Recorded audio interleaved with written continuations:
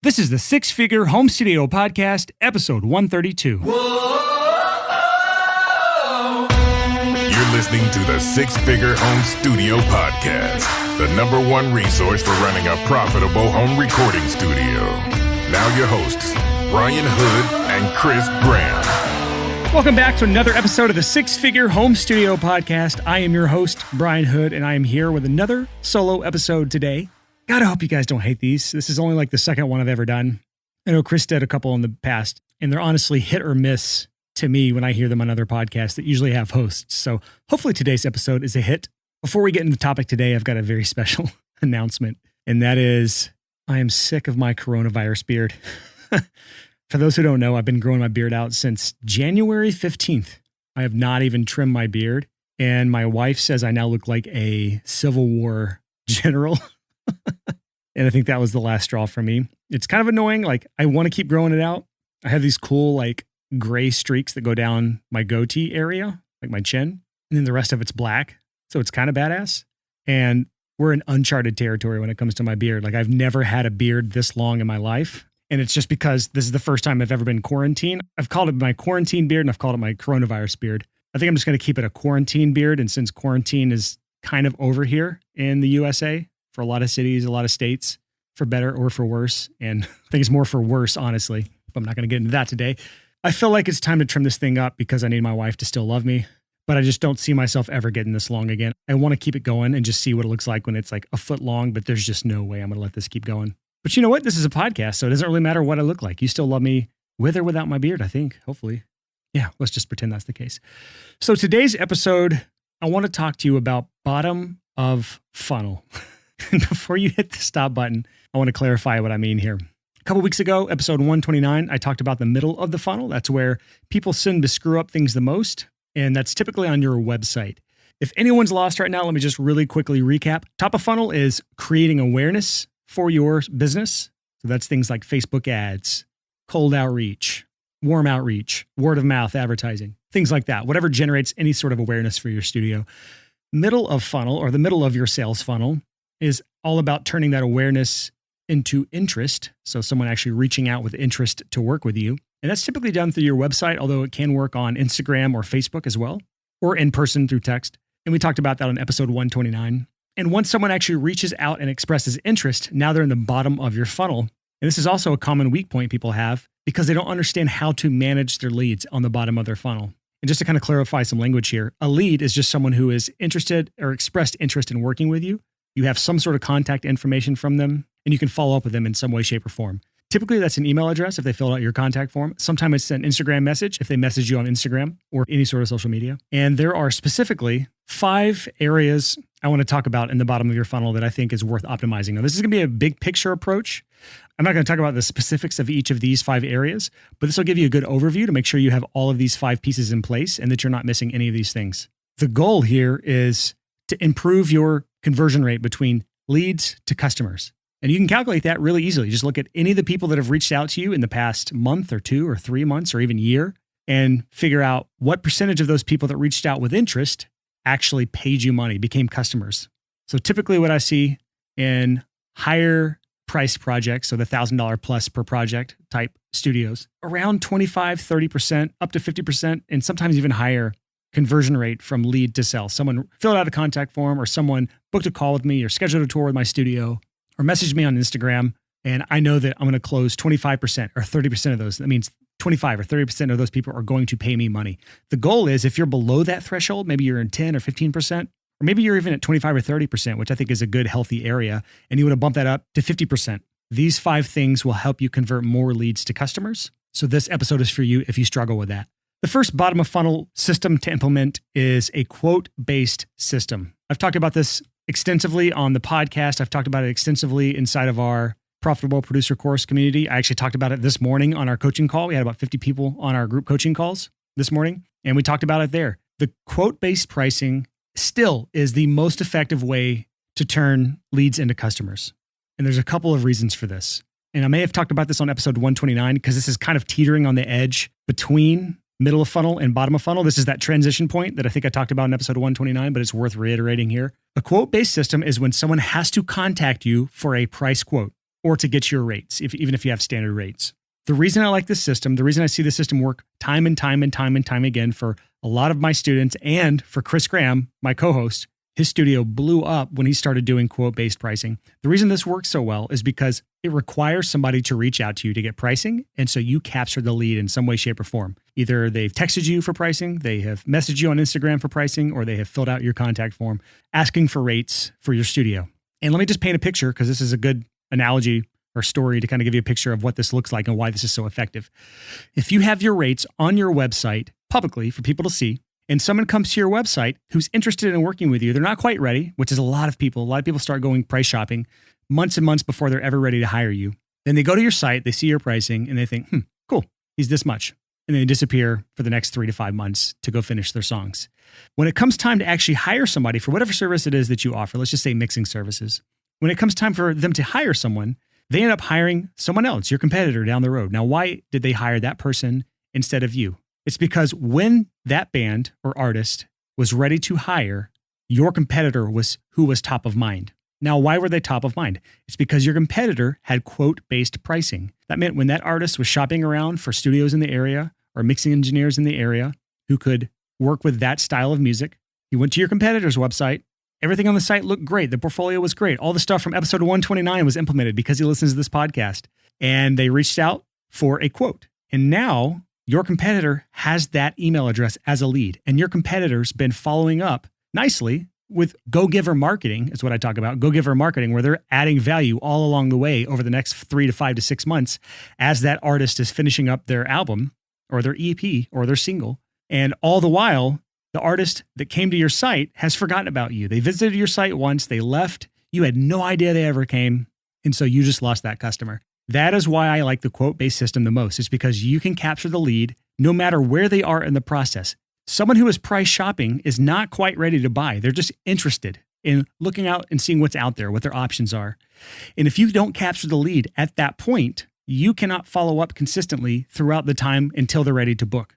Furthermore, when you do a quote-based pricing system, that allows you to put them through a process, which we'll talk about later in this episode, put them through a process which puts them at ease, which makes them feel better about everything, which makes them understand how you work, removes all questions and doubts and objections.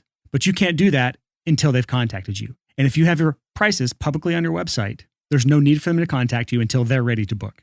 All of that being said, that's just one awesome element of quote-based pricing. The other is being able to price the project based on the value you are giving them instead of just a set standard rate. Maybe the client's going to be a pain in the ass and you want to factor a little bit on top of that. Maybe they need some things that are way outside of your normal scope of work and you need to account for pricing on top of that. Maybe you need to hire session musicians. Maybe you need to hire someone to fix the bad edits that they send your way. Maybe they know they need help with editing, but that's not a service you offer, so you need to subcontract that out. You never know what sort of intricacies the project can have until you've actually talked to them. And so by doing a quote-based pricing, they're not seeing one price on your website and then having sticker shock later on when you double the price because you found out all this sort of information that you didn't know before. So quote-based pricing, hands down, is the best way to do things. I've seen the data to back it up. I've seen it all across different sorts of genres, subgenres, services. I've seen it in different industries. And if the only differentiating factor you have in your business is your low price, if all you're doing is competing with the other people in your area on price, then you've already lost. So if you don't have your pricing on your website and you lose a customer because of that, all they were doing is shopping for the lowest deal, the cheapest person. And that's not the ballpark I want our listeners to be playing in. That's the ball pit. We'll let all the people who don't listen to this podcast, we'll let them play in the ball pit with all the other people racing to the bottom of the prices. Our community is about creating fantastic work and charging accordingly. Knowing our value, delivering that value, and charging accordingly. So that's system number one, quote-based system or quote-based pricing. The second system you need to implement in the bottom of your funnel is your payment systems. And this section's a lot easier to talk through, but I'm just making sure that you have been thinking through this stuff. One is your payment policies. What are those? Do you require a deposit up front, 50% before you start the project, or maybe the 50% after you've done the first song? Do you require the entire payment up front? Do you wait to get paid at the very end? This is not an area just to play fast and loose. You need to make sure you have standard policies here when it comes to your payment systems and that you are consistent with them all across the board. That way, if a dispute comes up or something comes up, you don't have to question what sort of deal you had with this artist versus another artist. It's just the same standard policy all across the board. And this gets even more important as your schedule gets more and more booked out, because the more clients you work with, the more important it is to have set policies like this. So that's the first part of payment systems. The second one is just thinking through how they're going to pay you. Are they going to pay you through FilePass? Which, by the way, we are about to launch a Zapier integration. So if you haven't signed up to FilePass, go to filepass.com and get your free 14-day demo there. There's a little FilePass pitch for you there. Are they going to pay you through FilePass? Are they going to pay you through a PayPal invoice? Are they going to pay you through a Square card reader in your studio? Are they going to pay you with cash? What's the most efficient, easy way to get paid, both for you and for your client? And if it comes down to one payment platform that charges a lower fee than another one, but means your client has to jump through hoops just to pay you, don't start to cheap out. Don't start to avoid fees just because you don't want to pay 2.9% to PayPal or Stripe. If that means your client has to find a routing number and a SWIFT number and an account number, and then go to their bank and wire you money just to avoid those fees. Don't make them jump through hoops. Just make it as easy as possible for them, because the goal is not to save 2.9% on this project. The goal is for that client to be so impressed with every single step of the process of them working with you that they come back to you time and time and time and time again. So make sure when it comes to turning that interest into income, those quote requests into income, you don't make them jump through hoops for any of this. Make it as seamless as possible. Again, you want to control the entire experience. You want it to feel professional. You want it to be a high-end premium experience, because again, you should be charging more than your competitors. You should be charging more than the people down the road, because you put so much care and effort into doing what you do. You put so much thought and care into the processes behind how you treat every single client. And collecting money is a big part of this. The third system is proposal systems. This probably should have been second, but whatever. This goes hand in hand with a quote-based system. When someone contacts you asking for a price, I am a huge proponent of making sure they get a high-class proposal. I'm not going to go into the specifics or details here. I've talked about this ad nauseum on the podcast before. I talked about it in my webinar. I talk about it in the Profitable Producer course. I've talked about it in past coaching calls. But when someone asks a price, don't just send them an email reply that just says, hey, I charge this. Here's what you get. Here's what you don't get. And here's how you can pay. That's what most people do. It's not impressive. It's not high class. It's not high value. It's not premium. It doesn't feel like a high-end experience. I want you to think through this entire process from start to finish. When someone reaches out to you, to the end, when they are done with the project, every single step of their journey needs to be a well thought out, well planned, well curated experience. Not haphazard, not cheap, not gross and dirty, high class. And this is where the high class proposal is most important. It needs to look good. It needs to explain the entire process of what they're going to get, what's in it for them, how much it's going to cost, what your policies are, what's included, what's not included. The system I recommend people use is Better Proposals. And the reason I like it is A, their templates are great. B, I have a template on that platform. If you go through my affiliate link, you actually get my high class proposal template in your account. Just go to betterproposals.studio. That's my affiliate link. And the other cool part is it lets you collect your deposit in the proposal. So what happens is you send this high quality, high class proposal out. They can read through it. They have full comfort and confidence knowing that they are well taken care of, because you so well laid out everything in the process of what they can expect when working with you. And they can sign the proposal right there, see the deposit amount, pay the deposit, or the full amount if you want. And it can be done from their mobile device. So high class proposal, very highly recommended part of a good sales process for the bottom of funnel. And whatever Better Proposals charges right now for that service, it is vastly underpriced, because you will see a noticeable uptick in your conversion rates from quote requests to paid projects. And when you actually sit down and do the math on how much extra income that brings you, especially for you higher earners, people doing $20,000, $30,000, $40,000, $50,000 a year and more, this is where that sort of thing is an absolute no-brainer. The ROI on a piece of software like that is many, many multiples of what you're paying. All right, the fourth system you need in place for the bottom of your funnel is your follow-up system. Another thing we've talked about a lot on this podcast, but it's worth reiterating.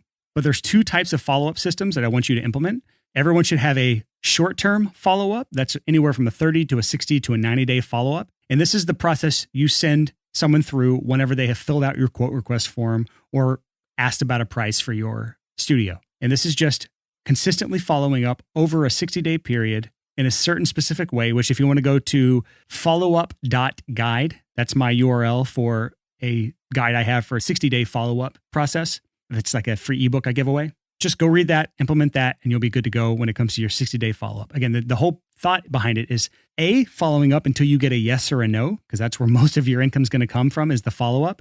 And then B, staying top of mind until they are ready to book. So that's the 60-day short-term follow-up process. The second follow-up process is the post-purchase follow-up process. This is when someone has paid you, you have fulfilled the work is done. You should have a follow-up process in place after the project is over that accomplishes a few things. One, it needs to make sure they're happy with the end product that you gave them. And if so, hopefully taking that as using whatever they say back to you when you follow up and ask how happy they are with everything. You can use that as a testimonial, or you can ask them to copy and paste that into a review on Google. We talked about that on episode 5 of the podcast. Go back and listen to that about how to get more reviews for Google and Facebook. Your post-purchase follow-up process should also check in once the music has been released, just to congratulate them on their release.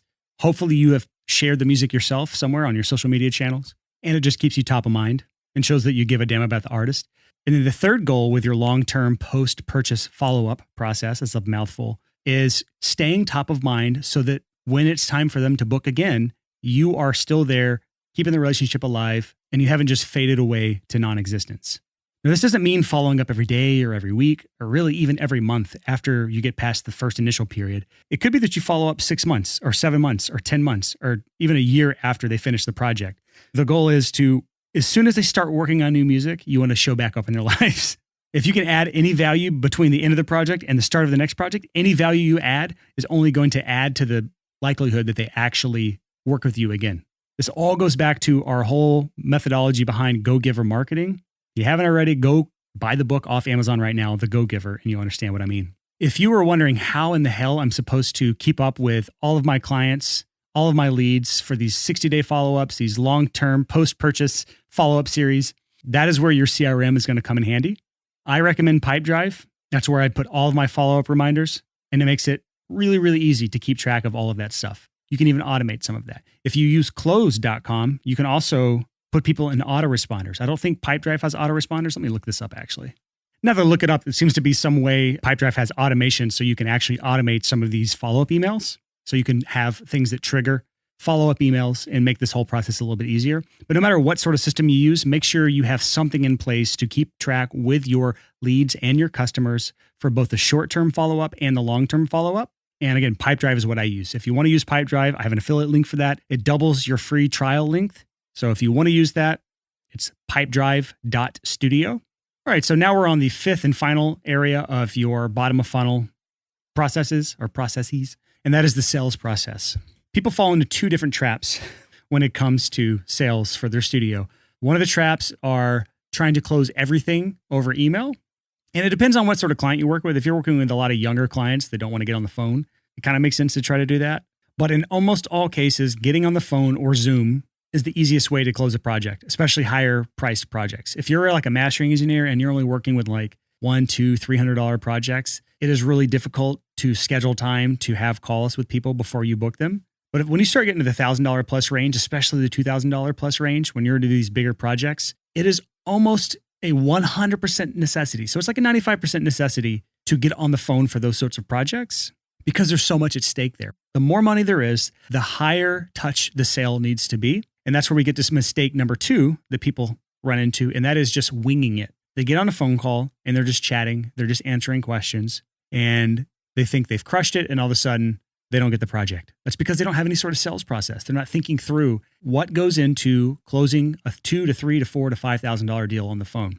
It's not as easy as just answering questions because a lot of the times the client doesn't know what sort of questions to even ask. They don't even know why they have a hesitancy to booking you. They just know something feels off and then they don't work with you. They work with someone else. So maybe I'll have another podcast in the future about the actual sales conversation because that's a whole other topic that's an area I don't want to dive into right this second because this is, again, just an overview episode for each of these systems. It's not a deep dive.